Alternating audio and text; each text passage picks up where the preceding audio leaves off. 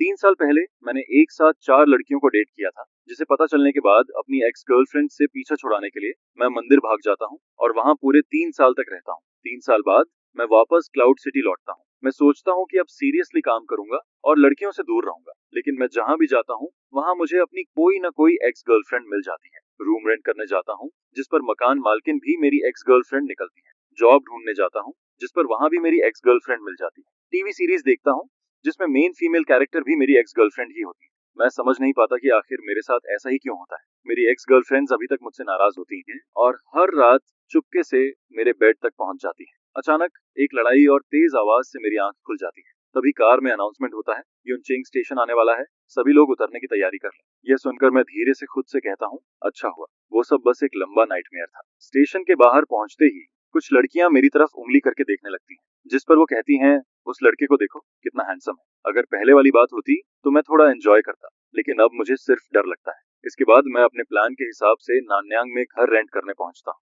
Agent ली वेइचियांग बड़े excitement के साथ मुझे एक नए लग्जरी अपार्टमेंट में लेकर जाता है। वह कहता है, ये 70 स्क्वायर मीटर का फ्लैट है, इतना बड़ा और लग्जरी, और अभी सिर्फ 1000 युआन में मिल रहा है। जिस पर मैं हैरान होकर पूछता हूँ, ब्रदरली, ये घर सच में सिर्फ 1000 युआन का है? मुझे यकीन ही नहीं होता, इतना सस्ता होना तो हद से ज्यादा है। जिस पर ली वेकियांग मुस्कुराते हुए कहता है, टेंशन मत लो, मैं कोई फ्रॉड नहीं हूँ। ये लग्जरी अपार्टमेंट पहले स्कूल डिस्ट्रिक्ट हाउस था, लेकिन अब इसके दाम गिर गए हैं। लैंडलॉर्ड बस जल्दी से पैसे वापस पाना चाहती है। यह सुनकर मैं बहुत खुश हो जाता हूँ। मुझे लगता है कि मेरे अच्छे दिन शुरू हो रहे हैं और मैं तुरंत कॉन्ट्रैक्ट साइन कर देता हूँ। इसके बाद ली वेइचियांग मुझसे कहता है कि मैं थोड़ा वेट करूं। वो नीचे जाकर लैंडलॉर्ड को लेकर आता है और हैंडओवर करवा देता है। ज्यादा देर नहीं होती, तभी बाहर से ली वेइचियांग की आवाज आती है। उसके साथ एक लड़की अंदर आती है, जिसके हाथ में नीली अम्ब्रेला होती है। वह हंसते हुए कहती है, तुमने तो बहुत अच्छा काम किया, इतनी जल्दी ये फ्लैट रेंट पर दे दिया। मैं अचानक मुड़कर उसके पैरों की तरफ देखता हूँ। दरवाजे से अंदर आते ही उसकी हाई हील्स सबसे पहले नजर आती हैं और उसके सफेद पैर के टखने पर एक खास बर्थ मार्क बना होता है।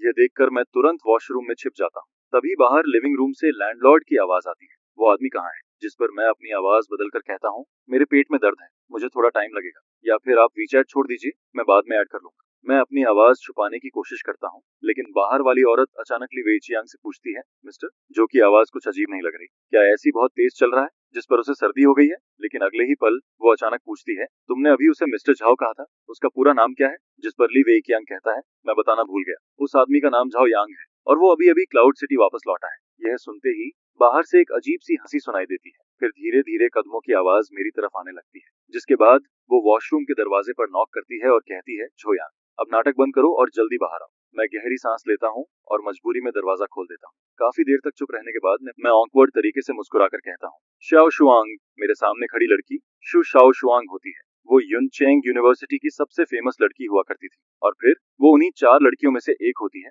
जिन्हें मैंने एक साथ डेट किया था। मुझे आज भी वो दिन याद है जब वो पहली बार कॉलेज में आई थी। उसने नीली रिबन लगा रखी थी, काली ड्रेस पहनी थी। उसके लंबे पैर और कॉन्फिडेंट एटीट्यूड ने आते ही सबका अटेंशन अपनी तरफ खींच लिया था, जिस पर बहुत सारे लोग तुरंत उसके पीछे पड़ गए थे। लेकिन बात मेरी सोच से भी ज्यादा आसानी से हो गई थी, क्योंकि ये लड़की सेन यान फैमिली की बेटी थी और सिर्फ 1 महीने के अंदर ही वो मुझ पर पूरी तरह फिदा हो गई थी। उस वक्त वो मेरे लिए इतनी क्रेजी हो गई थी कि उसने यहाँ तक कह दिया था कि वो मुझे अपनी कंपनी का बॉस बना देगी और खुद मेरे साथ रहेगी। वो जितनी क्यूट थी उतनी ही खतरनाक भी थी। जब मेरा चारों लड़कियों वाला राज खुल गया था, तब सबसे पहले उसी ने मेरे ऊपर मिलियन युआन रिवॉर्ड लगा दिया था। अगर मुझे अपनी 4 एक्स गर्लफ्रेंड्स में से किसी एक से सबसे ज्यादा डर लगता था, तो वो डेफिनेटली चू शाओशुआंग ही थी। इस वक्त इस रेंट वाले घर में माहौल बहुत अजीब हो जाता है, जिस पर ली वेचियांग समझ जाता है कि मामला ठीक नहीं है और वो चुपचाप वहां से निकल जाता है। मैं जल्दी से कहता हूँ, ब्रदरली, ये घर मेरे लिए सही नहीं है, मुझे मेरा डिपॉजिट भी नहीं चाहिए, मैं ये घर रेंट नहीं करूंगा। जिस पर शू शाओशुआंग मुझे घूरते हुए कहती है, क्या तुम फिर से भागना चाहते हो?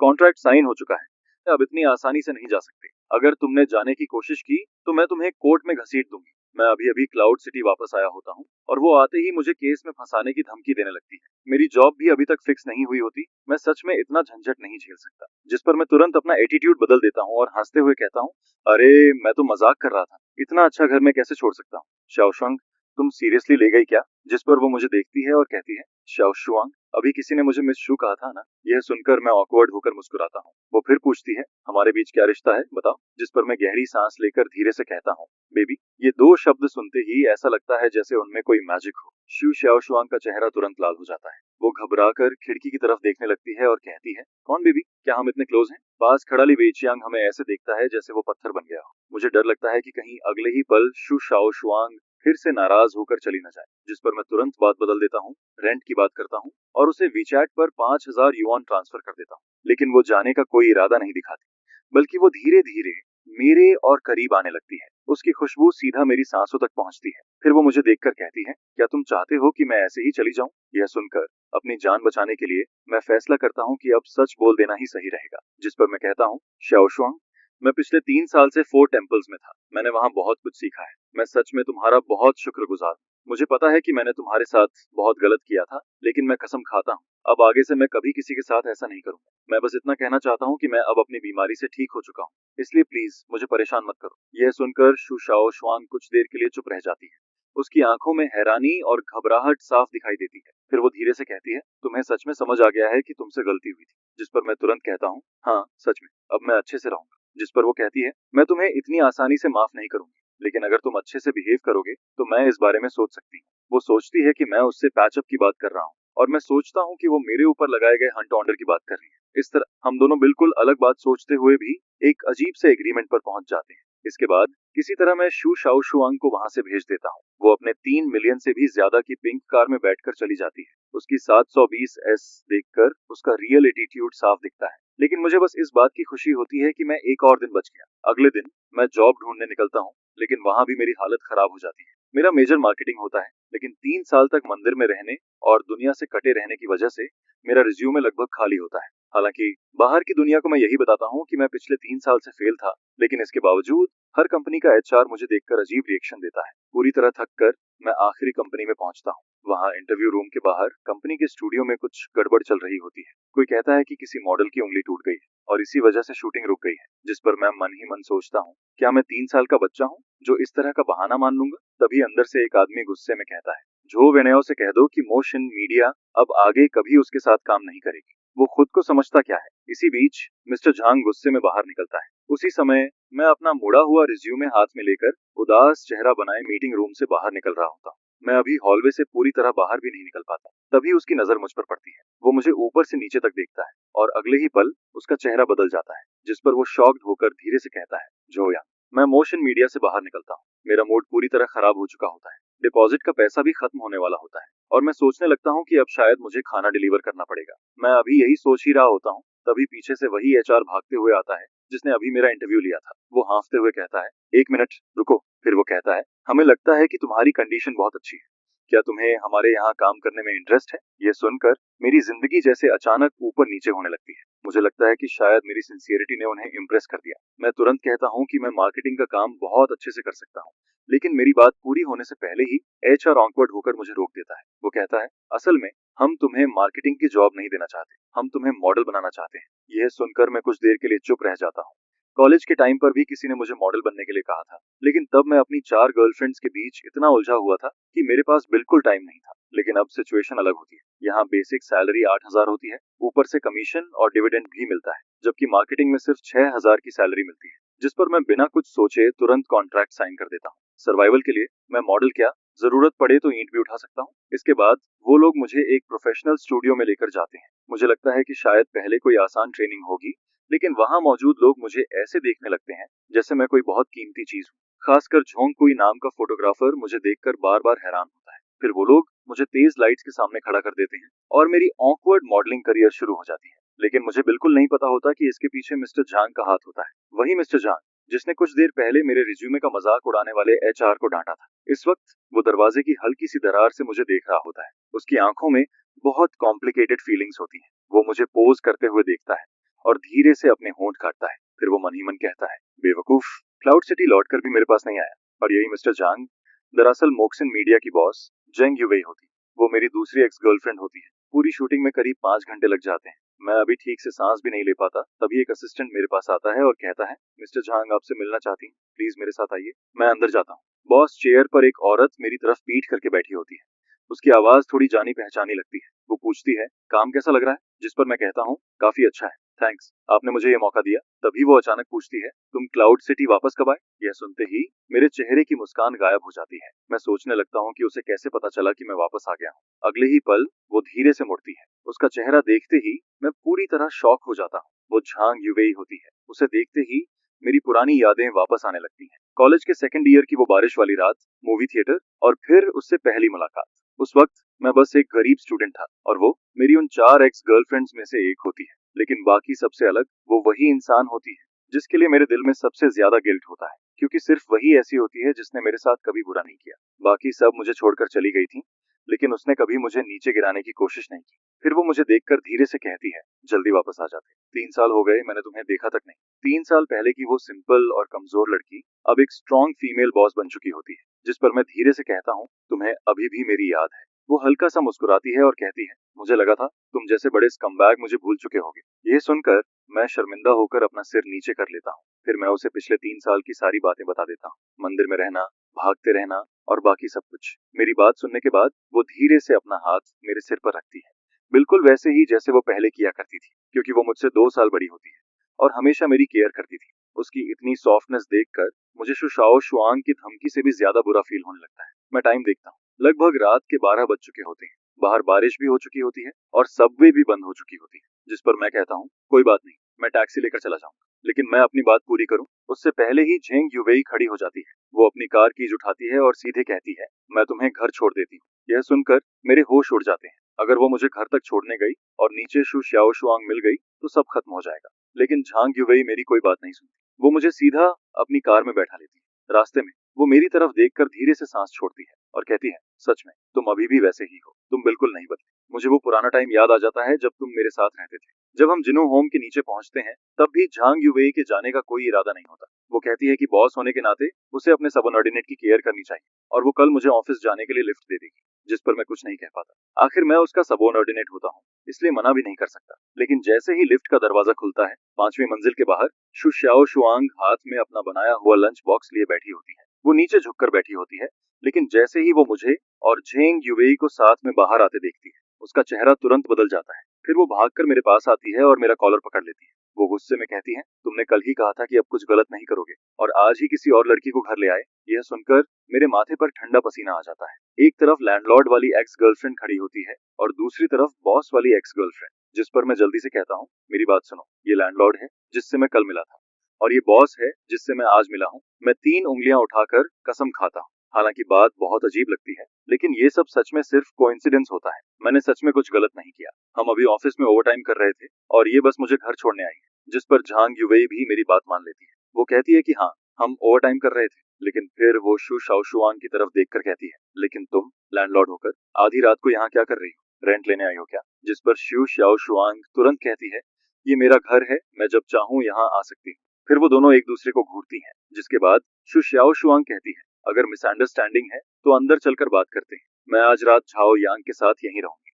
जिस पर झांग युवेई भी तुरंत कहती है, अगर तुम आ सकती हो तो मैं भी आ सकती हूँ, मुझे भी इससे बहुत सारी बातें करनी है। और फिर दोनों आपस में एग्री कर लेती हैं। लेकिन किसी ने भी मुझसे नहीं पूछा होता कि मैं क्या चाहता हूँ। 3 दिन पहले मंदिर में एक मॉन्क ने मुझे वार्निंग दी थी कि मुझे लड़कियों से दूर रहना चाहिए, लेकिन अब मैं इस सोफा पर बैठा होता हूँ। मेरे बाएं तरफ लैंडलॉर्ड एक्स गर्लफ्रेंड शु शाओ शुआंग बैठी होती है और दाएं तरफ बॉस एक्स गर्लफ्रेंड झांग युवेई बैठी होती है। मैं मन ही मन कहता हूँ, हे भगवान, अब मुझे कौन बचाएगा। इस अजीब और भारी माहौल को खत्म करने के लिए मैं कहता हूँ कि चलो लेट नाइट स्नैक खाते हैं। जिस पर श्याओ शुआंग मुझे वो लंच बॉक्स देती है। वो बहाना बनाती है कि वो इसे बस रास्ते में लेकर आई थी। लेकिन जैसे ही मैं लंच बॉक्स खोलता हूँ, उसके अंदर वही शेड्रेड पोक होता है जो कॉलेज में मेरा फेवरेट हुआ करता था, और वो अभी भी गर्म होता है। ये देखकर मुझे समझ आ जाता है कि वो काफी देर से मेरा इंतजार कर रही थी। लेकिन दूसरी तरफ यूवे भी पीछे नहीं रहती। वो सीधे टेकअवे ऐप खोलती है और याके चुआन के साथ बियर ऑन ऑर्डर कर देती है। थोड़ी देर बाद 3 बड़े बॉक्सेस बियर के आ जाते हैं। डिलीवरी वाला अंदर बैठी 2 खूबसूरत लड़कियों को देखकर मुझे बहुत रिस्पेक्ट से देखता है, जिस पर मैं सिर्फ ऑकवर्ड होकर मुस्कुराता हूँ। कुछ देर बाद हम तीनों साथ में खाना खाने लगते हैं। मैं श्याओ शुआंग के हाथ का बना हुआ खाना खाता हूँ। वही पुराना टेस्ट मुझे फिर से याद आ जाता है, जिस पर मेरे दिल में गिल्ट और भी ज्यादा बढ़ जाता है, क्योंकि वो दोनों मेरे साथ इतना अच्छा बिहेव करती हैं और मैं ही सबसे बड़ा बेवकूफ होता हूँ। इसके बाद मैं लगातार बियर पीने लगता हूँ। मैं खुद को रोक नहीं पाता। एक के बाद एक बोतल खत्म कर देता हूँ, फिर एक बियर कैन उठाकर उसे भी एक ही बार में पी जाता हूँ। थोड़ी ही देर में मुझे शराब चढ़ जाती है। मैं नशे में खुद को थप्पड़ मारता हूँ और लड़खड़ाती हुई आवाज में बोलने लगता हूँ, मैं अच्छा इंसान नहीं हूँ, लेकिन आगे से अगर तुम दोनों को कभी कोई परेशानी हुई तो मैं जरूर तुम्हारी हेल्प करूंगा। इसके बाद मुझे कुछ भी ठीक से याद नहीं रहता। मुझे बस इतना याद रहता है कि शिव शाओशुआंग और झांग युवेई दोनों मिलकर मुझे उठाकर बेड तक लेकर जाती हैं, जिस पर युवेई धीरे से मुझे कंबल ओढ़ा देती है और मेरे सिर पर हाथ फेरती है। उसी समय मुझे शु शाओशुआंग की आवाज सुनाई देती है। वो अचानक पूछती है, सच बताओ, क्या तुम अभी भी उसे पसंद करती हो? जिस पर झांग युवेई मेरी तरफ देखती है। मैं उस वक्त सो रहा होता हूँ। उसकी आंखों में सॉफ्टनेस साफ दिखाई देती है। फिर वो धीरे से कहती है, उसने मुझे मेरा पहला डीएसएलआर दिया था, उसी ने मेरे फोटोग्राफी ड्रीम को सपोर्ट किया था, इसलिए मैं उससे नफरत नहीं कर सकती। जिस पर शुशाओ शुआंग बिना सोचे तुरंत कहती है, मैं भी अभी तक जो यांग को पसंद करती हूँ। फिर वो धीरे से कहती है, मैं उसे मारना भी चाहती हूँ, लेकिन उससे कोई फर्क नहीं पड़ता। इस बार मैं उसे दोबारा भागने नहीं दूंगी। यह सुनकर झांग युवेई हल्का सा मुस्कुराती है। फिर वो मेरे कान को खींचती है और शु शाओ शुआंग से कहती है, तुम्हारा एटीट्यूड अभी भी बिल्कुल पहले जैसा है। लेकिन फिर वो धीरे से कहती है, तुम्हें मुझसे नहीं, बाकी लड़कियों से सावधान रहना चाहिए। और इसी तरह दोनों एक दूसरे का वीचैट ऐड कर लेती हैं, ताकि बाकी एक्स गर्लफ्रेंड्स के खिलाफ वो एक टेम्परेरी अलायंस बना सके। अगले दिन दोपहर में मेरी आंख खुलती है। मेरा सिर बहुत ज्यादा दर्द कर रहा होता है, लेकिन जैसे ही मैं आंख खोलता हूँ, मैं देखता हूँ कि शु शाओ शुआंग मेरे ऊपर सो रही होती है। उसी वक्त बेडरूम का दरवाजा खुलता है और झांग युवेई बाहर आती है। उसे देखकर मेरा दिमाग पूरी तरह खाली हो जाता है। मुझे लगता है कि कल रात नशे में मैंने जरूर कोई बहुत बड़ी गलती कर दी हो। जिस पर मैं घबराकर पूछता हूँ, कल रात मैंने कुछ किया था क्या? लेकिन वो दोनों मुझे देखकर हंसने लगती हैं। फिर झांग युवेई कहती है, तुम तो कल रात मरे हुए इंसान की तरह सो रहे थे, कुछ भी नहीं हुआ। यह सुनकर मैं राहत की सांस लेता हूँ। आज झांग युवेई अच्छे मूड में होती है, इसलिए वो मुझे एक दिन की छुट्टी दे देती है। कंपनी जाने से पहले वो पूरे घर को अच्छे से साफ भी कर देती है। फिर जाते जाते मुझे वार्निंग देती है कि उसके ना रहने पर मैं कोई गड़बड़ ना करूं। इसके बाद शिव शाओशुआंग भी उठ जाती है और जैसे ही उसे कल रात की अपनी बात याद आती है, उसका चेहरा तुरंत लाल हो जाता है, क्योंकि उसने खुद कहा था कि वो अभी भी झो यांग को पसंद करती है। यह सोचकर वो शर्म से कहीं छिप जाना चाहती है। जिस पर मैं धीरे से कहता हूँ, शाओशुआंग, तुम उठ गई। फिर मैं उससे पूछता हूँ, तुमने और झांग युवेई ने कल रात क्या बात की थी? जिस पर वो मुझे घूर कर कहती है, बहुत सारी बातें, जैसे कि तुम्हें सोते हुए ही मार देना चाहिए या नहीं। यह सुनकर मेरी रीढ़ की हड्डी तक ठंडी पड़ जाती है। मैं मन ही मन कसम खाता हूँ कि अब आगे से मैं कभी शराब नहीं पीऊंगा। इसके बाद सुबह की धूप कमरे में आ रही होती है। मैं चुपचाप शुशाओ शुआंग के पीछे खड़ा होकर उसके बाल ठीक करने लगता हूँ, और उस पल मुझे ऐसा फील होता है जैसे मैं फिर से 3 साल पहले वाले दिनों में वापस पहुंच गया। आज दोपहर एक अच्छी मूवी लगी हुई है, जो यहाँ, चलो साथ में देखने चलते हैं। शु शाओ शुआंग मुझे दोपहर में मूवी देखने के लिए बुलाती है, लेकिन मैं मना कर देता हूँ। मैं कहता हूँ, आज नहीं, आज मुझे कंपनी जाना है। जॉब का पहला दिन है, मुझे अपने कॉलेग्स पर अच्छा इंप्रेशन छोड़ना है। जिस पर वो थोड़ा नाराज होकर मुझे देखती है। फिर जैसे ही मैं जाने लगता हूँ, वो अचानक अपना एक और टैलेंट दिखा देती है। वो सामने वाले फ्लैट का दरवाजा खोलती है और अंदर चली जाती है। फिर वो पीछे मुड़कर कहती है, मैं तुम्हें बताना भूल गई थी, ये पूरी बिल्डिंग मेरी है। अगर तुम्हें मेरी जरूरत पड़े तो कभी भी सामने वाले घर का दरवाजा नॉक कर देना। ये सुनकर मैं वहीं खड़ा रह जाता हूँ। मुझे सच में समझ नहीं आता कि ये लड़की आखिर कितनी अमीर है। इसके बाद वो हल्के लाल चेहरे के साथ मुझे चुटकी काटती है और वार्निंग देती है कि कंपनी में कोई गड़बड़ मत करना। जिसके बाद वो वापस चली जाती है। मैं पूरे जोश के साथ कंपनी पहुंचता हूँ, लेकिन जैसे ही नीचे पहुंचता हूँ, वहां का सीन देखकर पूरी तरह चौंक जाता हूँ। कंपनी के गेट के सामने लड़कियों की एक बड़ी भीड़ खड़ी होती है। उनके हाथ में बैनर्स होते हैं और वो मोशिन मीडिया के खिलाफ चिल्ला रही होती है। वो कह रही होती हैं कि मोशिन मीडिया ने उनके आइडल जो वेन्याओ को धोखा दिया है, उसकी जगह किसी और को कवर शूट दे दिया गया है। यह देखकर मैं घबरा जाता हूँ। फिर भी मैं हिम्मत करके उनके पास जाता हूँ और धीरे से पूछता हूँ कि आखिर हुआ क्या है। जिस पर एक लड़की गुस्से में कहती है, किसी हरामी ने बैकडोर से एंट्री लेकर हमारे भाई की जगह कवर शूट छीन लिया। यह सुनकर मैं कांपती हुई आवाज में पूछता हूँ, क्या तुम्हें उस इंसान का नाम पता है? जिस पर वो और भी गुस्से में कहती है, उस कमीने का नाम जो यांग है। यह सुनते ही मैं वहीं जम जाता हूँ। मेरे सामने खड़ी वही लड़कियां जो मुझे मार डालने की बात कर रही होती हैं, असल में मेरे ही खिलाफ खड़ी होती हैं। मेरे चेहरे की मुस्कान धीरे धीरे गायब हो जाती है। काफी देर बाद मुझे समझ आता है कि जिस आदमी को ये सब लोग गाली दे रही हैं, वो मैं ही हूँ। जिस पर अपनी जान बचाने के लिए मैं बिहेव करने लगता हूँ जैसे मैं कोई राह चलता आदमी हूँ।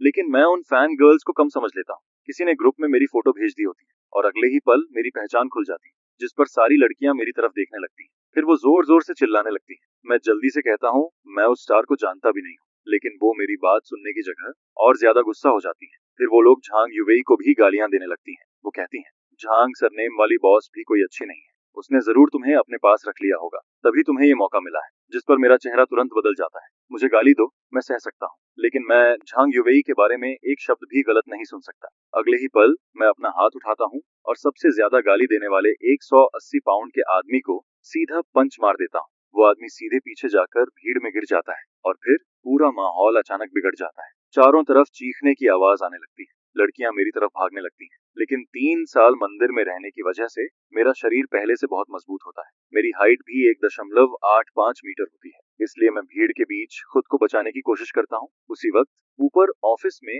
झांग युवेई मुझे खिड़की से देख रही होती है। पहले तो वो मुझे देखकर हल्का मुस्कुराती है, लेकिन जैसे ही उसे पता चलता है कि मुझे मारा जा रहा है, उसका चेहरा तुरंत बदल जाता है, जिस पर वो घबराकर नीचे भागती है। जब वो नीचे पहुंचती है, तब तक मेरे चेहरे से खून निकल रहा होता है। यह देखकर उसका चेहरा पूरी तरह सफेद पड़ जाता है।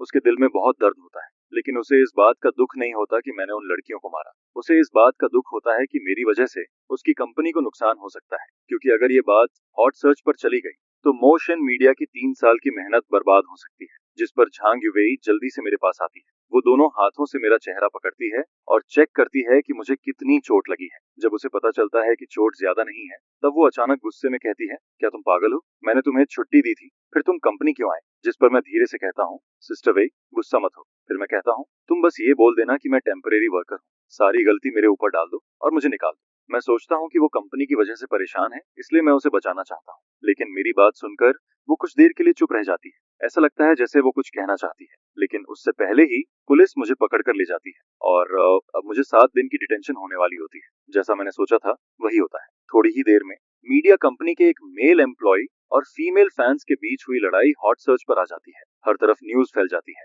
इंटरनेट पर ऐसे वीडियोस घूमने लगते हैं जिन्हें जानबूझकर एडिट किया गया होता है, जिस पर मुझे विलेन की तरह दिखाया जाता है, जैसे सारी गलती सिर्फ मेरी हो। उसी समय शाम को योंगवांग बिल्डिंग के नीचे एक ब्लैक नैनी कार आकर रुकती है। उसमें से एक लंबी खूबसूरत लड़की बाहर निकलती है। उसकी खूबसूरती देखते ही हर कोई उसे पहचान लेता है। वो पेरेंट्स होती है, एंटरटेनमेंट इंडस्ट्री की सबसे फेमस एक्ट्रेस। वो आज की सबसे बड़ी स्टार होती है और साथ ही इमोशन मीडिया की सबसे इम्पोर्टेंट आर्टिस्ट भी होती है। लिफ्ट में उसका असिस्टेंट उसे मेरे फाइट वाला हॉट सर्च दिखाता है। वो मजाक में कहता है, जो वेनेओ के फैंस को किसी ने पीट दिया। लेकिन जैसे ही पेरेंट्स उस वीडियो में मेरा चेहरा देखती है, उसका चेहरा अचानक बदल जाता है। उसके हाथ कांपने लगते हैं। फिर वो धीरे से पूछती है, इस आदमी का नाम क्या है? जिस पर असिस्टेंट कहता है, इसका नाम जो यांग है, ये मोशन मीडिया का नया मेल मॉडल है और अभी इसे पुलिस पकड़ कर ले गई है। यह सुनते ही पेरेंट्स की आंखों में एक अजीब सी चमक आ जाती है। फिर वो तुरंत कहती है, आज रात के अंदर जोयांग से जुड़ी सारी हॉट सर्च हटा दो। उसकी आवाज गुस्से और एक्साइटमेंट से कांप रही होती है।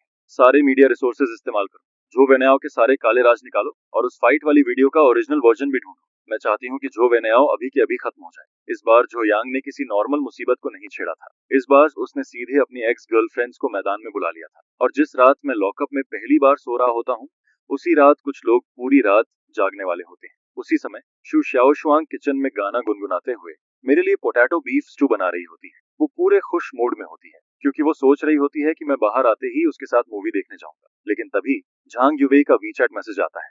उसमें लिखा होता है कि झाओ यांग लड़ाई की वजह से 7 दिन के लिए अंदर चला गया है। यह सुनते ही शु शाओशुआंग का पूरा मूड खराब हो जाता है। उसका सारा स्वीट सपना उसी वक्त टूट जाता है और जैसे ही उसे पता चलता है कि ये सब जो वेनेओ नाम के एक ट्रैफिक स्टार की वजह से हुआ है, उसकी आंखें तुरंत ठंडी हो जाती हैं, जिस पर वो तुरंत किसी को फोन लगाती है और कहती है, मुझे तुमसे एक काम करवाना है। उधर उसी वक्त जो वेनेओ एक आलीशान मैंशन में लगभग 50 साल की एक औरत के साथ जश्न मना रहा होता है।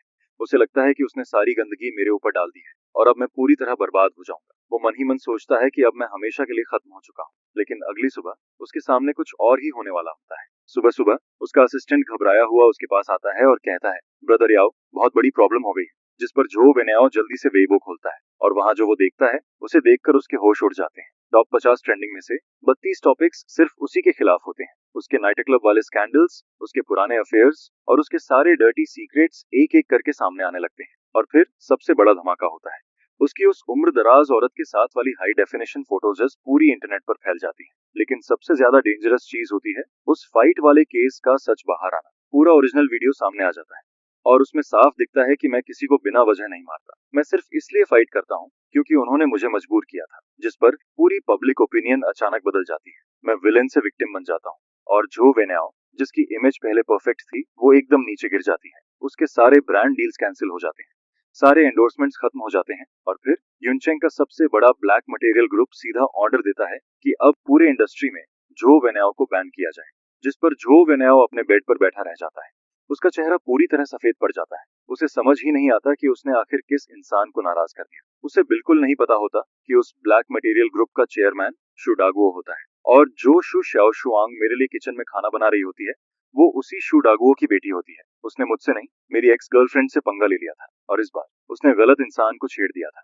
7 दिन बाद मेरी डिटेंशन खत्म हो जाती है। मैं सोच रहा होता हूँ कि अब बाहर निकलते ही मेरी जिंदगी पूरी तरह खराब हो जाएगी, क्योंकि मैं नहीं चाहता कि झांग युवेई की कंपनी पर कोई असर पड़े। इसलिए मैं फैसला करता हूँ कि सारी गलती मैं अकेले अपने ऊपर ले लूंगा। लेकिन जैसे ही मैं पुलिस स्टेशन से बाहर निकलता हूँ, वहाँ रिपोर्टर्स की भीड़ खड़ी होती है, जिस पर मैं कहता हूँ, चाहे वार्निंग देना हो या फाइट करना, सब मैंने अपनी मर्जी से किया था। मुझे बस जो विनय पसंद नहीं था, इसलिए मैंने उसे मारा। मैं सोचता हूँ कि अब सब लोग मुझे गालियां देंगे, लेकिन उल्टा रिपोर्टर्स मुझे अजीब नजरों से देखने लगते हैं। कुछ लोग तो मुझे थम्स अप तक दे देते हैं। यह देखकर मैं पूरी तरह कंफ्यूज हो जाता हूँ। उसी समय झांग युवेई जल्दी से कार लेकर वहां पहुंचती है। वो मुझे बैठाती है और मुस्कुराते हुए कहती है, अपना फोन देखो। जिस पर मैं फोन खोलता हूँ और मुझे पता चलता है कि इन 7 दिनों में पूरी दुनिया बदल चुकी होती है। जो वेन्याओ के सारे सीक्रेट्स बाहर आ चुके होते हैं। उसके अफेयर्स, उसके लाइज, उसकी चीटिंग, सब कुछ इंटरनेट पर फैल चुका होता है। और मैं, जिसने गुस्से में किसी को मारा था, अचानक लोगों की नजर में हीरो बन गया होता हूँ। जिस पर झांग युवेई अचानक कार रोक देती है। फिर वो मेरी तरफ देखती है। उसकी आंखें थोड़ी नम होती हैं। फिर वो धीरे से पूछती है, जोयांग, मैंने उस दिन पूरी वीडियो देखी थी। क्या तुमने उनसे सिर्फ इसलिए फाइट की क्योंकि वो मुझे गालियां दे रहे थे? जिस पर मैं धीरे से कहता हूँ, वो लोग बहुत बुरा बोल रहे थे, लेकिन मैं अपनी बात पूरी करूं उससे पहले ही जेंग युवेई की आंखों से आंसू निकलने लगते हैं। वो मेरा हाथ पकड़ लेती है और कहती है, तो फिर तुमने मुझे पहले क्यों नहीं बताया? मैं उसे देखकर कुछ कहने ही वाला होता हूँ, लेकिन अगले ही पल वो अचानक मेरा सिर पकड़ लेती है और फिर उसके नरम होंठ सीधे मेरे होंठों पर आ जाते हैं। यह देखकर मैं पूरी तरह फ्रीज हो जाता हूँ, जिस पर झांग युवेई भी तुरंत लाल हो जाती है। फिर वो जल्दी से कार स्टार्ट करती है और मुझे वापस कंपनी लेकर जाने लगती है। लेकिन अंदर ही अंदर वो एक फैसला कर चुकी होती है। वो मन ही मन कहती है, सॉरी शाओ शुआंग, लेकिन मैं अब भी झाओ यांग को छोड़ नहीं सकती। इसके बाद पूरी कार में अजीब सा माहौल हो जाता है। मैं बार बार अभी वाला किस याद करता रहता हूँ। 3 साल की मेहनत और कंट्रोल सब एक किस से टूटता हुआ महसूस होता है। उधर झांग युवेई भी स्टीयरिंग पकड़कर चुप बैठी होती है। ऐसा लगता है जैसे उसे भी अपनी हरकत पर शर्म आ रही हो। उसे डर होता है कि कहीं मैं उससे दूर ना हो जाऊं। कुछ देर बाद हम कंपनी पहुंच जाते हैं, लेकिन जैसे ही झांग युवेई कंपनी के बाहर खड़ी एक सफेद स्पोर्ट्स कार को देखती है, उसका चेहरा तुरंत बदल जाता है।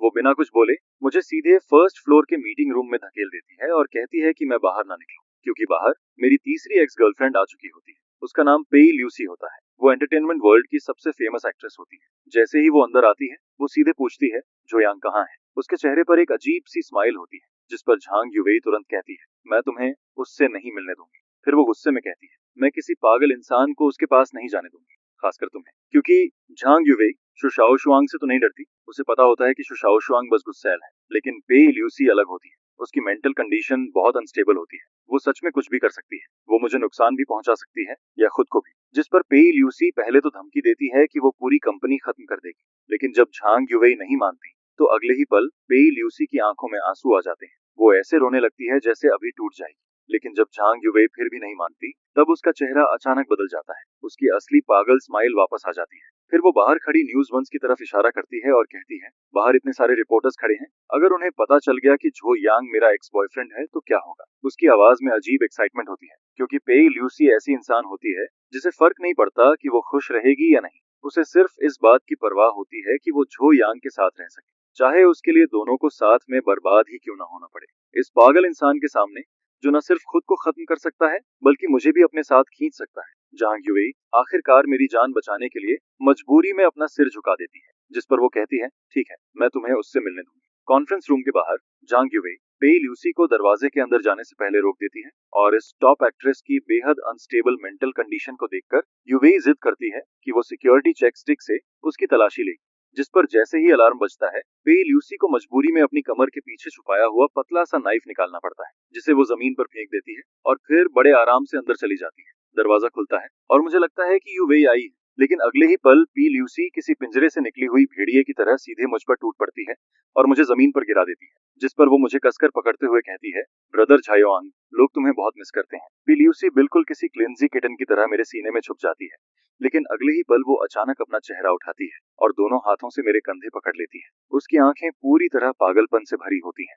जिस पर वो पूछती है, तुम मुझे 3 दिन पहले छोड़कर क्यों गए थे? क्या इसलिए क्योंकि मैं उतनी खूबसूरत नहीं हूँ, या फिर इन 4 बदबूदार औरतों की वजह से? बोलो। जिस पर मैं मजबूरी में अपना हाथ बढ़ाकर उसके सिर पर थपकी देता हूँ और अगले ही पल वो पागल लड़की फिर से शांत हो जाती है, जो देखकर वो फिर से एक छोटी सी दुखी लड़की की तरह रोने लगती है। यही है पेई ल्यूसी, मेरी तीसरी एक्स गर्लफ्रेंड, एक ऐसी औरत जिसके दिमाग में थोड़ा प्रॉब्लम है, जिस पर वेई शीली को देखकर मैं अपने फर्स्ट ईयर की उस पहली मुलाकात को याद करने लगता हूँ। उस समय फिल्म स्कूल में उसे बाकी लोग बहुत परेशान करते थे और वो जोर से मेरे पास आकर मेरा कांटेक्ट मांगती है, जिस पर मैं दूर खड़े उन लोगों को देखकर हंस देता हूँ जो उसका मजाक उड़ा रहे होते हैं। और फिर मैं सीधे उससे कहता हूँ, अगर तुम नहीं चाहती कि लोग तुम्हें परेशान करें तो तुम्हें खुद मजबूत बनना पड़ेगा। लेकिन उस समय मुझे नहीं पता था कि वो सिंगल पेरेंट फैमिली में बड़ी हुई है और उसकी माँ ने उसे करेक्शन स्कूल भेज दिया था, जहाँ कई सालों तक उसका ब्रेन वॉश और सप्रेशन होता रहा था। मेरी वो बात उसके अंदर छुपे हुए मॉन्स्टर को बाहर निकालने वाली चाबी बन जाती है, जिस पर उसी दिन उसने अपने 5 रूममेट्स को घायल कर दिया था और बाद में मुझे सिर्फ एक मैसेज भेजती है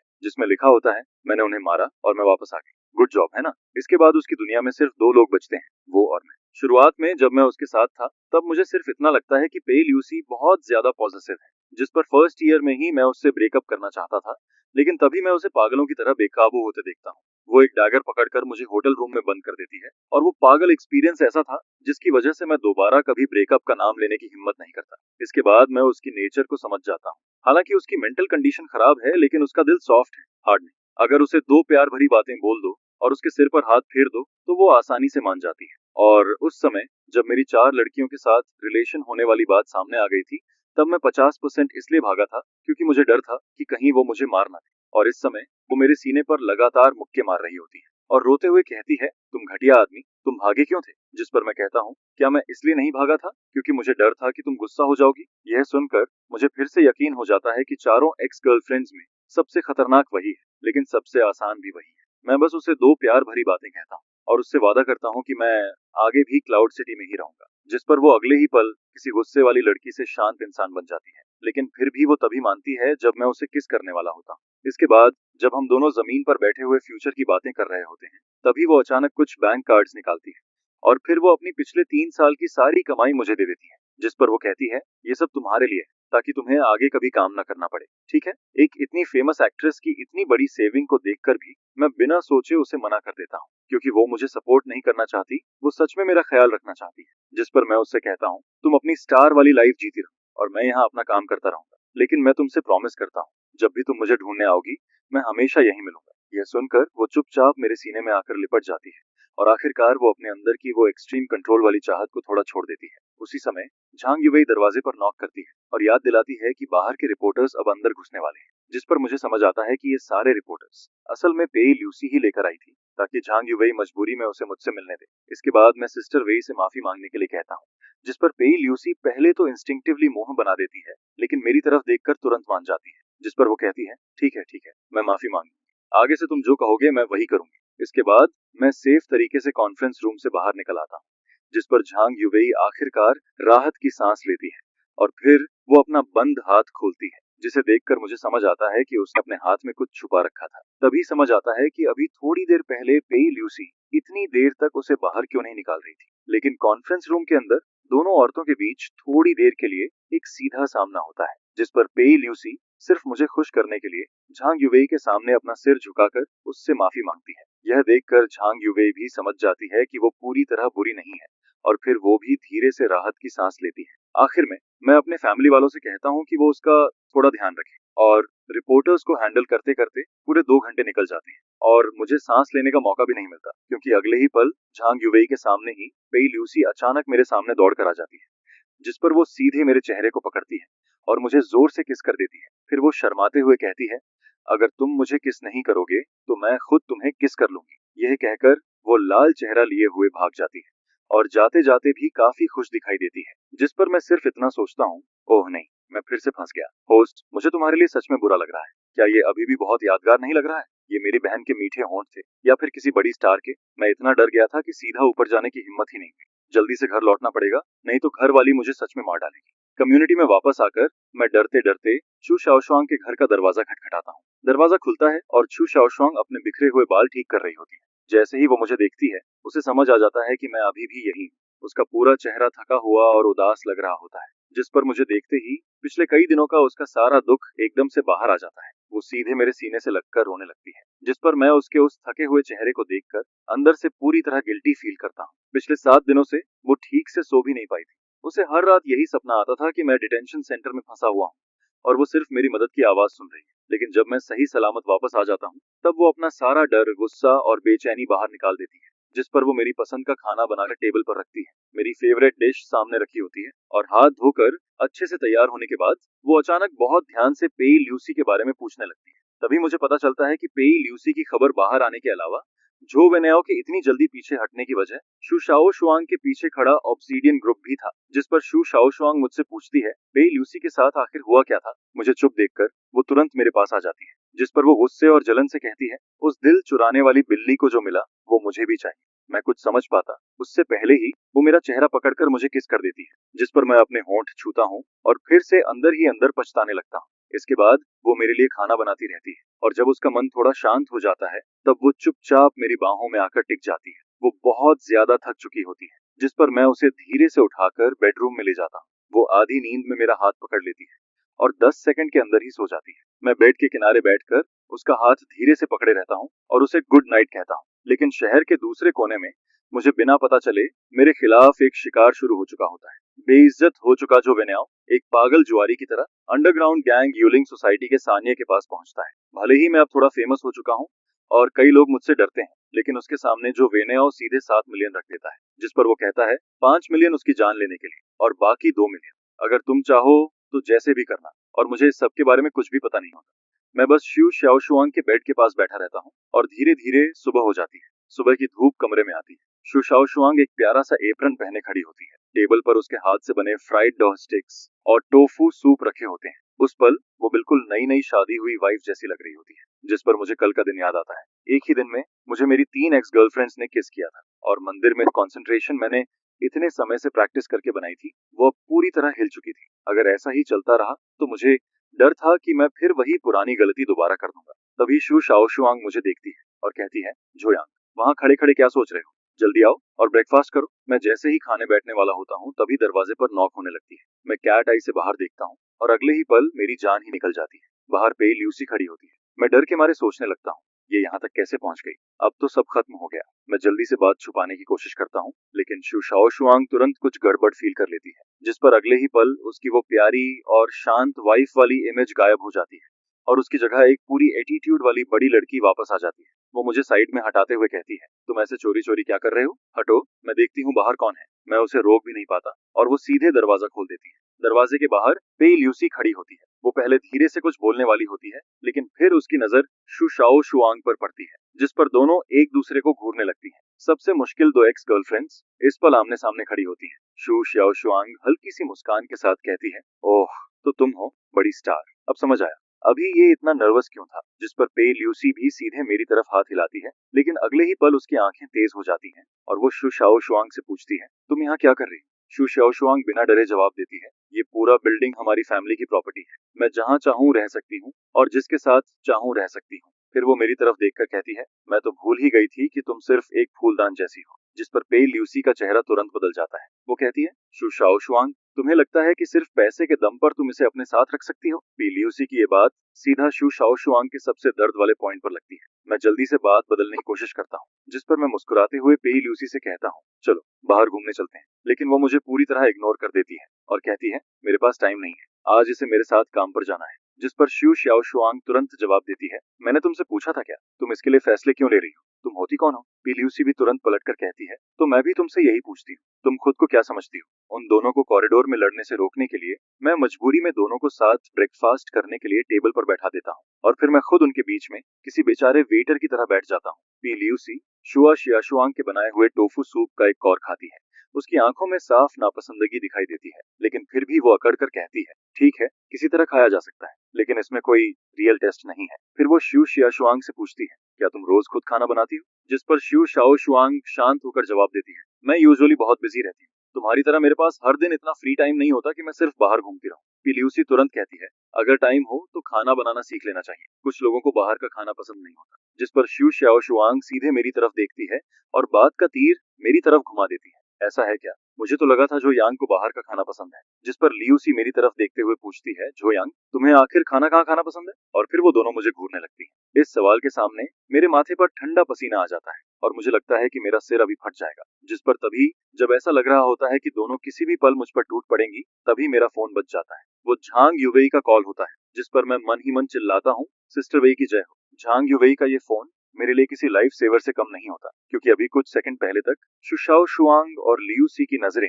मुझे जिंदा खा जाने वाली थी। मैं तुरंत फोन उठाकर कहता हूँ, हेलो जान, क्या कंपनी में इमरजेंसी है? ठीक है, मैं अभी आता हूँ। मैं कंपनी में इमरजेंसी होने का बहाना बनाता हूँ और पूरी एक्टिंग करने की कोशिश करता हूँ, लेकिन ये दोनों लड़कियां इतने समय से मेरे साथ हैं कि मेरी आंखें जरा सी भी इधर उधर होती हैं तो इन्हें तुरंत पता चल जाता है कि मैं झूठ बोल रहा हूँ। जिस पर लिविंग रूम, जो पहले से ही भारी माहौल में था, अब और भी ज्यादा ठंडा हो जाता है। मैं बोलना बंद कर देता हूँ और लियूसी भी चुपचाप अपना सिर झुका लेती है। उस ब्रेकफास्ट के दौरान मुझे सच में ऐसा लग रहा होता है जैसे मैं किसी मौत की सजा के बीच बैठा हूँ। यहाँ तक कि प्लेट में रखे फ्राइड डॉग स्टिक्स भी मुझे किसी टॉर्चर जैसे लगने लगते हैं। पूरा माहौल इतना भारी हो जाता है जैसे हवा भी रुक गई।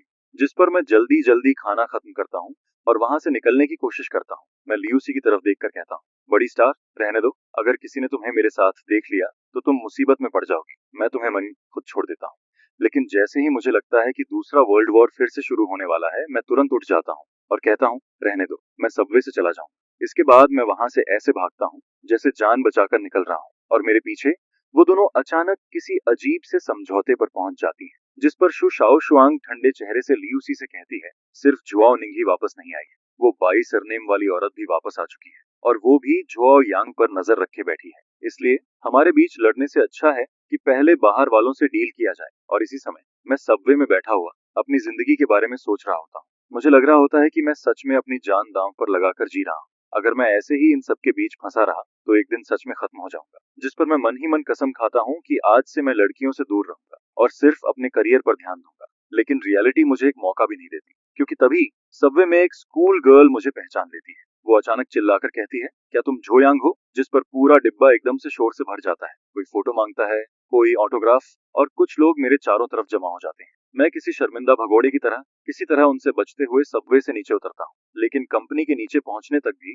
मेरा दिमाग अभी तक ठीक नहीं हुआ होता। मैं बस जल्दी से ऑफिस पहुंचना चाहता था। तभी पीछे से एक आदमी हुडी पहने हुए मेरी तरफ आता है और धीरे से पूछता है, तुम झाओ यांग हो, है ना? मैं बिना उसकी तरफ देखे कैजुअली जवाब देता हूँ, अभी थोड़ा अर्जेंट काम है, अगली बार साइन दे दूंगा। मुझे लगता है कि वो भी कोई फैन है, लेकिन अगले ही पल एक ठंडी चमक मेरी आंखों के सामने से गुजरती है, जिस पर वो आदमी अचानक नाइफ निकालकर मेरे गले की तरफ वार करता है।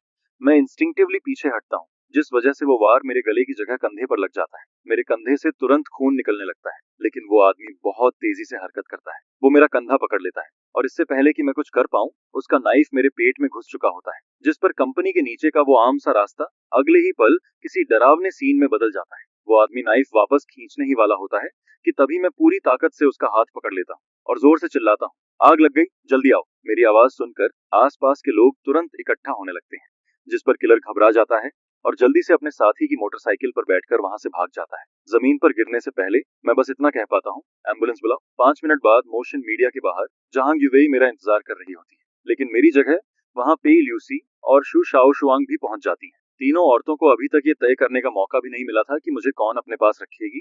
तभी कंपनी का एक एम्प्लॉय भागता हुआ आता है। उसका चेहरा पूरी तरह सफेद पड़ा होता है, जिस पर वो चिल्लाकर कहता है, जो यांग को सबवे स्टेशन पर नाइफ मार दिया गया है, बहुत खून निकल रहा है। यह सुनते ही शु शाओ शुआंग की आंखों के सामने अंधेरा छा जाता है और वो वहीं जमीन पर गिर जाती है, जबकि पेई ल्यूसी की आंखें पूरी तरह बदल जाती हैं। उनमें न आंसू होते हैं, न डर, सिर्फ पागलपन और गुस्सा होता है। वो बिना कुछ बोले ठंडे चेहरे से मुड़ती है और कहती है, तुम लोग हॉस्पिटल जाओ, मैं जुआओ निंग को ढूंढने जा रही हूँ। शु शाओ शुआंग उसे रोकने की कोशिश करती है, लेकिन पेई ल्यूसी बिना एक्सप्रेशन के कहती है, जिसने उसे चोट पहुंचाई है मैं उसे टुकड़ों में तोड़ दूंगी। जिस पर शु शाओ शुआंग उसे नहीं रोकती। वो सिर्फ अपना फोन निकालती है, क्योंकि उसे पता होता है कि जो यांग पर हुए इस अटैक के बाद क्लाउड सिटी पूरी तरह बदलने वाली है। एम्बुलेंस के अंदर झांग युवेई मेरा हाथ कसकर पकड़े रहती है। वो रोते हुए बार बार कहती है, अगर तुम्हें कुछ हो गया तो मैं भी नहीं जीऊंगी।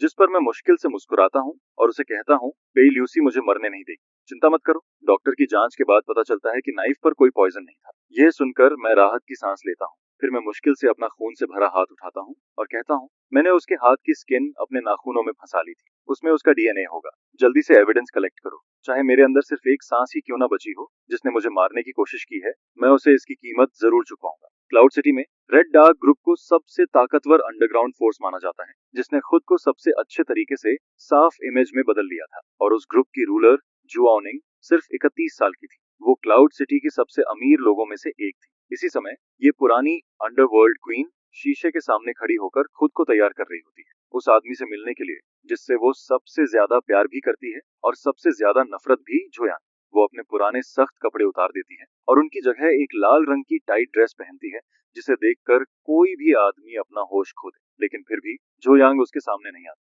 मेरा इंतजार करने वाली ऑफिस में घुसकर आई हुई पेई ल्यूसी होती है। वो सीधे जुआओनिंग के सामने जाकर कहती है, सही कहा, सिर्फ तुम ही उसे कंट्रोल कर सकती हो। उसे हॉस्पिटल पहुंचा दिया गया है। जिस पर पेई ल्यूसी ठंडे चेहरे से आगे कहती है, किसी ने उसे नाइफ मार दिया है। यह सुनते ही जुआओनिंग के चेहरे पर मौजूद पांचवी बहन वाली नरमी एक पल में गायब हो जाती है और उसकी जगह भयानक गुस्सा आ जाता है। जिस पर वो धीरे से कहती है, जिसने भी उसे हाथ लगाया है, याओ नियांग उसे अपने हाथों से खत्म करेगी। पिल्यूसी मानती है कि उसकी पहुंच अंडरग्राउंड ब्लैक मार्केट तक नहीं है, इसलिए मजबूरी में वो अपनी पुरानी दुश्मन जुआओनिंग के पास आती है। जिस पर जुआओनिंग ठंडी आवाज में कहती है, लगता है कुछ लोग 12 घंटे के अंदर मेरा नाम भूल गए।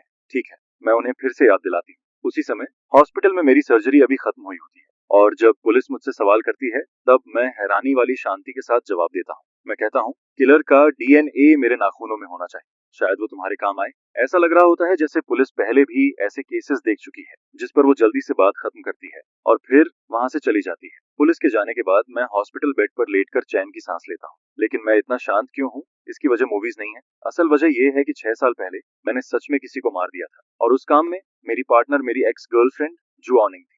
जैसे ही मुझे जुआओनिंग का नाम याद आता है, मेरे पूरे शरीर में ठंडक दौड़ जाती है और उसके साथ एक अजीब सा गुस्सा और डर भी वापस आने लगता है, क्योंकि 6 साल पहले जो हुआ था वो मेरी यादों में किसी जलते हुए निशान की तरह छपा हुआ है, जिस पर मैं मन ही मन कसम खाता हूँ, चाहे कुछ भी हो जाए मैं उससे मिलने नहीं जाऊंगा। क्योंकि अगर मैंने उसे फिर से देखा तो बड़ी मुश्किल से उससे दूर बनाई हुई मेरी जिंदगी पूरी तरह टूट जाएगी। इसी बीच झांग युवेई हाथ में खाना लेकर वार्ड में आती है। वो मेरे पास आकर कहती है, तुम्हारा फेवरेट खाना लेकर आई।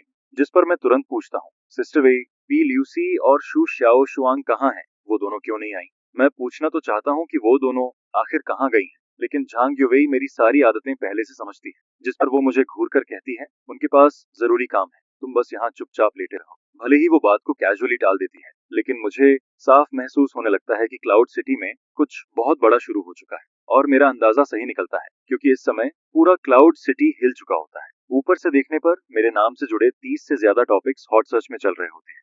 और उससे भी ज्यादा शॉकिंग बात यह होती है कि ऑब्सिडियन ग्रुप अचानक 10 मिलियन का रिवॉर्ड अनाउंस कर देता है।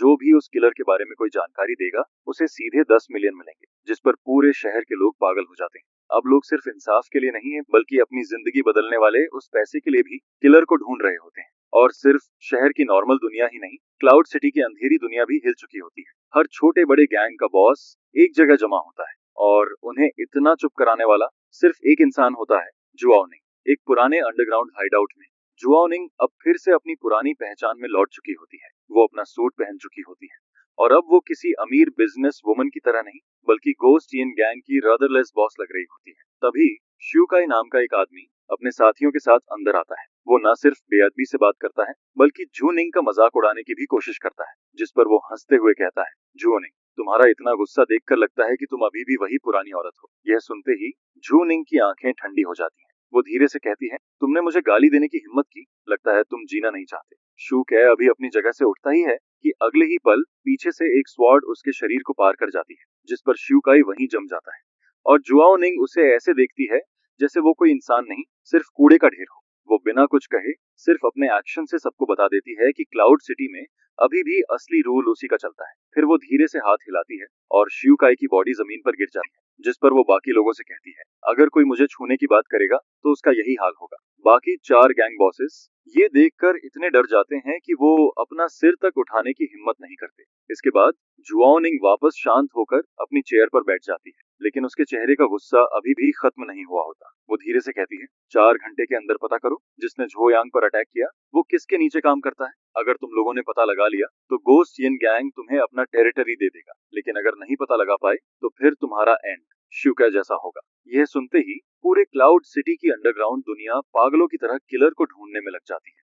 और इसी समय मैं हॉस्पिटल में बेड पर बैठा हुआ झांग युवेई के छिले हुए एप्पल खा रहा होता हूँ। तभी झांग युवेई कहती है, शु शाओशुआंग ने ऑब्सीडियन ग्रुप से 10 मिलियन का रिवॉर्ड निकलवा दिया है। यह सुनकर मैं थोड़ा खुश हो जाता हूँ, क्योंकि मुझे लगता है कि कम से कम वो लोग मेरी फिक्र कर रहे हैं। लेकिन झांग युवेई तुरंत मेरी तरफ देखकर कहती है, तुम सच में बहुत बड़े स्कमबैग हो। तुम्हारी वजह से मीडिया, पूरे क्लाउड सिटी के लोग और यहाँ तक कि गैंगस्टर्स भी पागल हो चुके हैं। जिस पर मैं अचानक रुक जाता हूँ, क्योंकि उसके मुंह से निकला हुआ गैंगस्टर वाला वर्ड मुझे अजीब लगता है। मैं तुरंत उसकी तरफ देखता हूँ।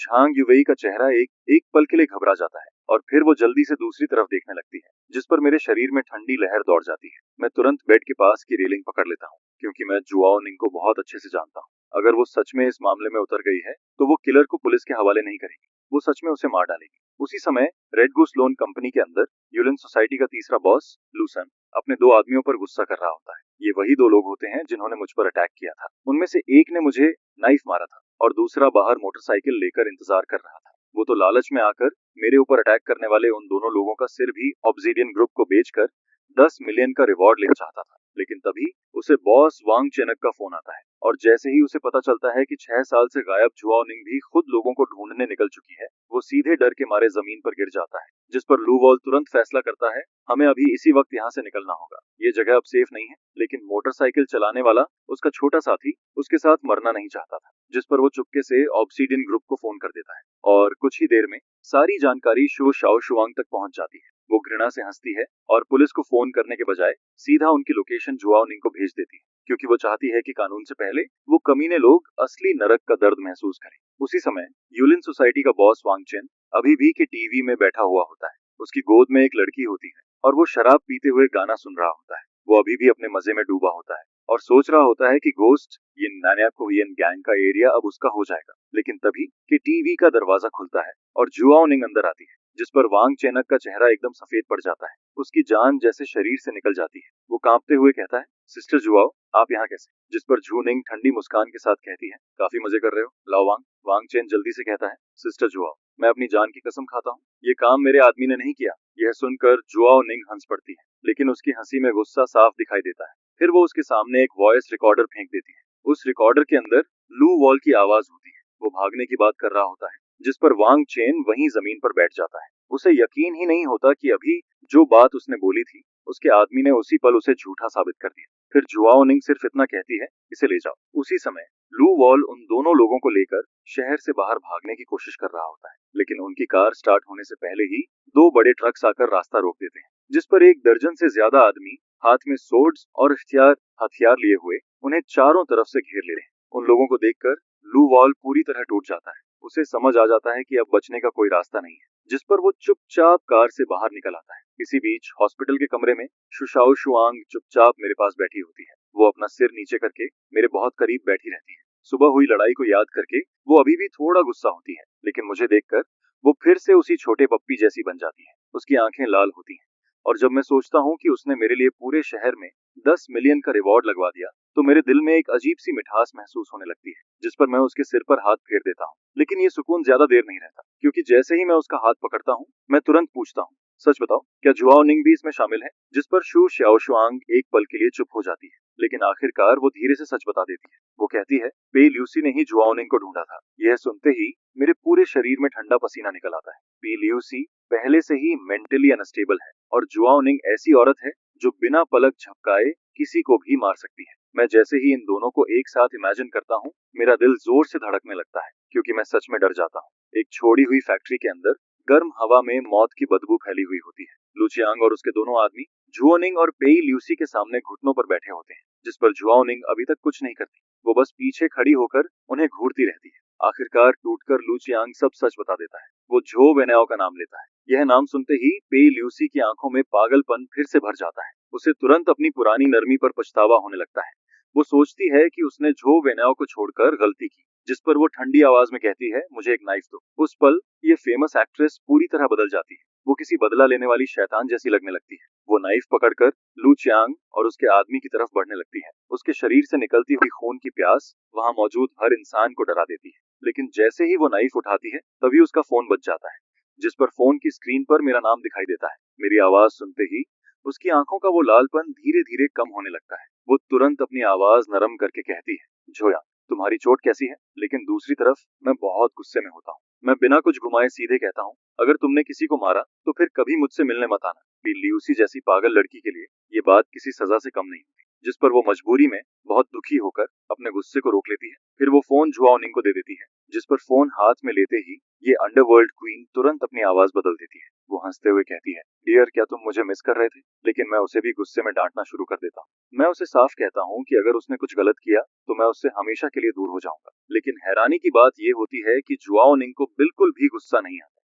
बल्कि उसका चेहरा हल्का लाल हो जाता है और वो अंदर ही अंदर और ज्यादा खुश होने लगती है, क्योंकि जितना ज्यादा मैं उसे डांटता हूँ वो उतना ही ज्यादा एक्साइटेड हो जाती है। फोन रखने के बाद मैं किसी तरह राहत की सांस लेता हूँ। कम से कम मैंने पेई ल्यूसी के हाथ खून से रंगने से रोक लिया था। लेकिन दूसरी तरफ जुआओ निंग की आंखें फिर से ठंडी हो जाती हैं। वो लू चियांग और उसके आदमी की तरफ देखती है और मन ही मन सोचती है, मैंने झो यांग से वादा किया था कि पेई ल्यूसी किसी को नहीं मारेगी, लेकिन इसका मतलब ये नहीं है कि मैं इन कचरों को छोड़ दूंगी। उधर झांग युवेई पूरे दिन मेरे साथ लगी रहती है और जब वो जाने लगती है तो मेरे कान के पास आकर धीरे से कहती है, मेरी बहन यहाँ नहीं है, इसका फायदा उठाकर किसी और लड़की के साथ कुछ मत करना। यह कहकर वो मुझे घूरती है और फिर चली जाती है। उसके जाने के बाद शू शाओशुआंग मेरे बेड के पास बैठी रहती है। वो इतनी ज्यादा थक जाती है कि आखिरकार बेड के किनारे सिर रखकर वहीं सो जाती है, जिस पर मैं धीरे से उससे कहता हूँ, तुम ठीक हो? पहले बैठ जाओ। क्या तुम अभी भी मुझसे नाराज हो? वो धीरे से सिर हिलाती है और कहती है, हाँ मैं नाराज हूँ। लेकिन फिर वो मेरी तरफ देखकर कहती है, क्योंकि मैं जानती हूँ तुम मुझे बचाना चाहते थे, लेकिन सबसे पहले तुम्हें खुद को बचाना चाहिए था। फिर वो अपना सिर झुका लेती है और धीरे से कहती है, असल में ये सब मेरी गलती है। अगर मैं झो वेनायाओ को पूरी तरह खत्म कर देती तो शायद ये सब कभी नहीं होता। झो वेनायाओ ही मर्डरर है, उसी ने पैसे खर्च किए थे। उसने मुझे लाल आंखों के साथ बताया था कि मैन मास्टरमाइंड झो वेनायाओ ही है, बस वो 6 साल पहले वाली अगली फैमिली रिवेंज लेने नहीं आई है। जिस पर मैं राहत की सांस लेता हूँ और कहता हूँ, खुद को ब्लेम मत करो, इस मैटर का तुमसे कोई लेना देना नहीं है। जिस पर वो पूछता है, तो क्या तुम अभी भी गुस्सा हो? अगर तुम्हें कुछ हो जाता तो फिफ्थ चाइल्ड कैसे जीता? लेकिन मैंने उसकी बीमारी को कम समझ लिया था। यह सुनते ही उसके दिमाग में इस बात का मतलब कुछ और ही बन जाता है। उसके मन में बस यही चलता है, तुम्हारे बिना मैं जिंदा नहीं रह पाता। जिस पर पेई ल्यूसी एक्साइटेड होकर उठता है और मुझे घूरने लगता है। फिर वो कहता है, मैं अब और वेट नहीं कर सकता। जिस पर मैं कहता हूँ, 1 मिनट रुको, शाओजुआंग अभी भी यहाँ है। लेकिन वो कहता है, उसकी परवाह मत करो, यांग को सिखाने दो, तुम बस मेरे साथ चलो। जिस पर उसके दुख भरे एक्सप्रेशन के साथ पिल्यूसी आखिरकार होश में आता है और शू शाओ शुआंग भी डर जाता है। जिस पर वो पूछता है, क्या हुआ? और फिर ऐसे ही मुझे दूसरी बार ऑपरेटिंग रूम में धक्का देकर ले जाया जाता है। उसी समय युनचेंग में पब्लिक ओपिनियन पूरी तरह एक्सप्लोड हो जाती है, जिस पर पेई ल्यूसी और जुआओ निंग की मदद से जो वेनाओ के हंगरी पर असासिनेशन की खबर सारे हेडलाइंस में छा जाती है। और फिर जो निंग मा जाई एर्गो को टीम पर अटैक करने के लिए भेज देती है, जिस पर जो वेनाओ पूरी तरह खत्म हो जाता है। और मैं इस भारी प्यार की वजह से हॉस्पिटल बेड पर लगभग सब कुछ कन्फेस कर देता हूँ, क्योंकि पिछली रात मेरे घाव फिर से फट गए थे। जिस पर मुझे फिर से ऑपरेटिंग रूम में ले जाया जाता है। पेई ल्यूसी चुपचाप खुद को ब्लेम करता रहता है और यहाँ तक कि शू शाओ शुआंग, जो पहले गुस्सा होना चाहता था, वही उसे उल्टा समझाने लगता है। वो कहता है, रोना बंद करो, वो अब डेंजर से बाहर है, फिर हम थोड़ी देर रेस्ट करते हैं। लेकिन रात के 2 बजे तक भी मेरा ब्लीडिंग पूरी तरह बंद नहीं होता और जब मैं दोबारा जागता हूँ तब दोपहर हो चुकी होती है। जिस पर सबसे पहले मुझे जुआओ निंग का बढ़ा चढ़ा फिगर दिखाई देता है और फिर वो मेरा सिर अपनी बाहों में दबा देती है। उसकी वो पुरानी सॉफ्टनेस मुझे लगभग डुबो ही देती है, लेकिन एबॉट की वार्निंग याद करके मैं उसे धीरे से दूर कर देता हूँ, क्योंकि ये औरत इतनी टेम्पिंग थी कि मुझे पुरानी बातें याद आने लगती हैं। मैं उसके साथ बाकी 4 एक्स गर्लफ्रेंड्स को मिलाकर जितनी बार रूम नहीं लिया, उससे ज्यादा बार उसके साथ ले चुका हूँ। जिस पर मुझे 6 साल पहले की बात याद आती है, जब मैं सेकंड ईयर में था। उस बारिश वाली रात में मैं अभी अभी झांग युवेई को गली से छोड़कर वापस आया था और तभी मैंने जुआओ निंग को बचाया था, जो पूरी तरह खून से ढकी हुई थी। शुरुआत में मैंने बस उसे उठाया और एक छोटे से किराए के कमरे में रख दिया, जो मैं मुश्किल से अरेंज कर पाया था।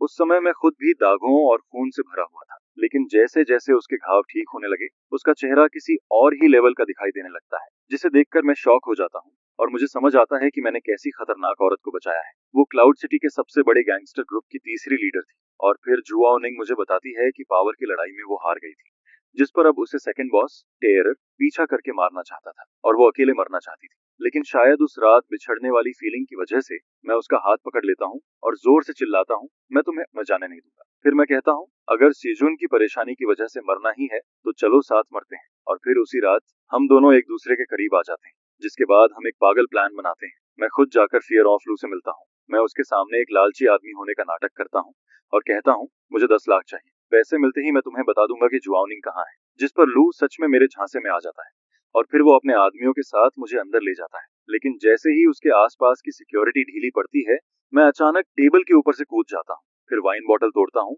और भेड़िए की तरह उसके गले पर मार देता हूँ। मुझे याद नहीं कि उस समय कितना दर्द हुआ था। मुझे बस इतना याद है कि हर तरफ खून था और मेरे सामने एक बॉडी पड़ी हुई थी। और जब मुझे दोबारा होश आता है तब तक लूओ मर चुका होता है। यही मेरा सीक्रेट था, मेरे शांत चेहरे के नीचे छुपा हुआ। क्योंकि 6 साल पहले ही मैं एक ऐसा इंसान बन चुका था जिसने किसी को मार दिया था। जिस पर जुआओ निंग को देर से यह बात समझ आती है और वो कहती है, तुम पागल हो, वापस स्कूल जाओ, यहाँ का काम मुझ पर छोड़ दो। जिसके बाद वो आखिर में मुझे स्कूल वापस भेज देती है और फिर 3 महीने बाद मैं और जुआओ निंग एक साथ आ जाते हैं और उसके बाद हमारा रिलेशन काफी स्मूथली चलने लगता है। जुआओ निंग मुझसे 5 साल बड़ी है और वो इकलौती औरत है जिसने मेरे 4 लड़कियों के साथ चल रहे रिलेशन को पहले ही समझ लिया था, लेकिन फिर भी उसने मुझे एक्सेप्ट किया। यहाँ तक कि वो 3 साल पहले क्लाउड सिटी छोड़कर चली गई थी और फिर उसने मुझे पागलों की तरह ढूंढा जब तक कि उसने मेरा हॉट सर्च नहीं देख लिया। जिसके बाद वो विदेश से वापस उड़कर आ जाती है, जिस पर हॉस्पिटल बेड के सामने खड़ी जुआओ निंग की आंखों से धीरे धीरे आंसू गिरने लगते हैं और वो पूछती है, इस बार तुम कितने समय के लिए रुकने वाले हो?